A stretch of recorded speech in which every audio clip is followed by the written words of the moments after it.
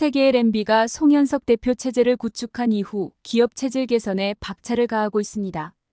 위스키 개발 사업을 잠정 중단한 데 이어 발포주 레츠를 단종시키는 등 비효율 사업을 정리하고 본업인 와인에 집중하고 있습니다.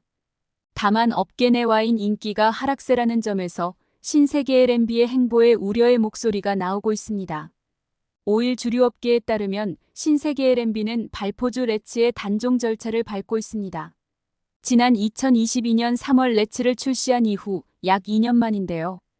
신세계 L&B는 지난해 하반기부터 레츠의 신규 발주를 하지 않고 있습니다. 해당 제품은 남은 물량이 소진됨에 따라 이달 중 판매가 중단될 것으로 예상됩니다. 지난 2022년 3월 신세계 L&B는 종합주류기업 도약을 위한 야심작으로 발포주 레츠를 선보였습니다. 하지만 레츠는 출시 이후 한 달간 판매량이 51만 캔에 그치는 등 출발부터 순탄치 않았습니다. 경쟁사인 하이트진로의 발포주 필라이트가 출시 40일 만에 1000만 캔을 돌파한 것에 비하면 저조한 성적이었는데요. 레츠는 이후에도 이렇다 할 반응을 끌어내지 못하면서 흥행 실패라는 결과를 받았습니다. 최근 신세계 L&B는 사업 재편 과정에 속도를 내고 있습니다. 레츠를 정리하기에 앞서 위스키 신사업 전담 조직인 W 비즈니스를 해체하고 기존에 추진하던 K-위스키 개발 사업을 잠정 중단하기도 했습니다. 신세계 L&B는 지난 2021년 위스키 시장이 가파르게 성장하면서 제품 개발에 뛰어들었으나 수익성 개선을 위해 신사업 대신 본업인 와인에 집중하겠다는 방침을 내세웠습니다. 신세계 L&B는 지난해 11월 송현석 대표가 선임된 이후 수익성 개선을 최우선 목표로 두고 체질 개선 작업을 진행하고 있습니다.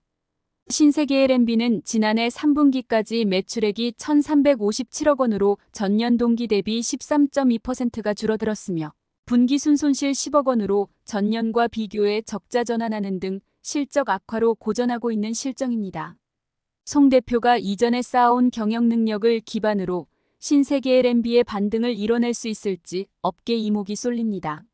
송 대표는 신세계 L&B에 앞서 2021년 신세계푸드에서 노브랜드 버거의 성공적인 시장 안착을 이뤄냈다는 평가를 받고 있습니다.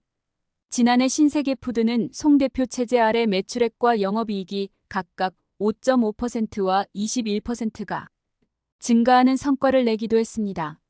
올해부터 송 대표가 신세계푸드와 신세계 L&B를 함께 이끌게 된 가운데 신세계 L&B에서는 주력 사업인 와인에 집중하겠다는 방침입니다. 구체적으로 주류 전문 매장인 와인앤모어를 신세계푸드의 노브랜드 버거와 같은 대표 브랜드로 키우겠다는 목표입니다.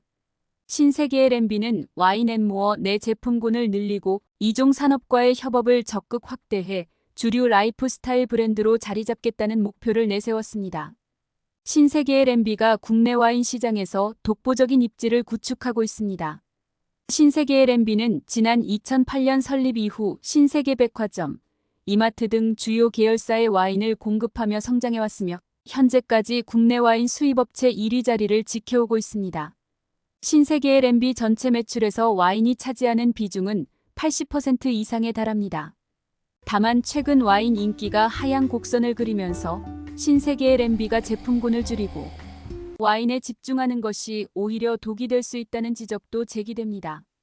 관세청에 따르면 지난해 와인 수입량은 56,542톤으로 전년 대비 20.4%가 줄어들면서 역대 가장 큰 감소폭을 보였습니다. 코로나19 시기에 혼술 열풍이 불면서 와인이 주목을 받았으나 엔데믹 전환으로 인해 그 흐름이 꺾인 것으로 분석됩니다. 일각에서는 신세계 L&B의 행보가 와인이 하락세인 동시에 위스키가 떠오르고 있는 시장 흐름에 역행하는 것이라는 의견도 나옵니다. 지난해 와인이 주춤하는 사이 위스키 수입량은 전년 대비 13.1%가 증가한 3587톤을 기록했습니다. 위스키 수입량이 3만 톤을 넘은 것은 이번이 처음입니다. 하이볼 인기로 위스키를 찾는 소비자가 급장하고 있는 와중에 신세계 L&B는 오히려 위스키 사업을 축소한 셈입니다.